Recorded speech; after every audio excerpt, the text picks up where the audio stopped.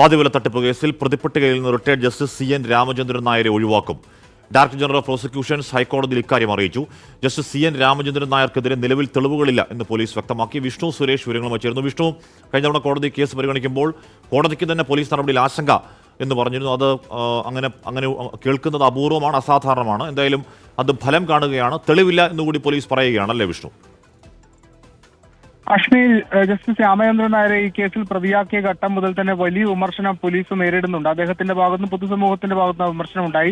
പിന്നീട് കഴിഞ്ഞ ദിവസം കോടതി ഈ കേസ് പരിഗണിച്ചപ്പോൾ കോടതി തന്നെ ചില കാര്യങ്ങൾ പോലീസിനോട് ചോദിച്ചിരുന്നു. ഇത്തരത്തിൽ എന്ത് അടിസ്ഥാനത്തിലാണ് ഈ കേസ് രജിസ്റ്റർ ചെയ്തത്, കാര്യങ്ങളൊക്കെ ചോദിച്ചിരുന്നു. ജസ്റ്റിസ് രാമചന്ദ്രൻ നായർ വ്യക്തമാക്കിയത് തനിക്ക് അനന്തകൃഷ്ണന്റെ സംഘടനയുമായി ഒരു ബന്ധവുമില്ല, ഇതൊരു തട്ടിപ്പാണെന്ന് അറിഞ്ഞ ശേഷം തന്നെ താൻ അതിൽ നിന്ന് പിൻവലിഞ്ഞുവെന്ന് അദ്ദേഹം വ്യക്തമാക്കി. തന്നോട് പ്രാഥമിക വിവരങ്ങൾ പോലും തേടാതെയാണ് പെരിന്തൽമണ്ണ പോലീസ് തന്നെ കേസ് പ്രതി എന്നായിരുന്നു അദ്ദേഹത്തിന്റെ വാദം. അതെല്ലാം പരിഗണിച്ചുകൊണ്ടാണ് പോലീസ് നിലവിൽ കോടതിയിൽ റിപ്പോർട്ട് നൽകിയത്. അദ്ദേഹത്തിന് ഈ കേസുമായി ബന്ധമില്ല, തെളിവില്ല എന്നാണ് ഡയറക്ടർ ജനറൽ ഓഫ് പ്രോസിക്യൂഷൻ കോടതിയെ അറിയിച്ചത്. ആ ഒരു പശ്ചാത്തലത്തിലാണ് അദ്ദേഹത്തെ ഈ കേസിന്റെ പ്രതിപ്പട്ടികയിൽ നിന്ന് ഒഴിവാക്കാനുള്ള തീരുമാനത്തിലേക്ക് പോലീസ് എത്തിയിരിക്കുന്നത്. ഹാഷ്മി, വിഷ്ണു സുരേഷാണ് ആ വാർത്തയുടെ വിവരങ്ങൾ നൽകി. നിലവിൽ തെളിവില്ല എന്ന് പറയുകയാണ്.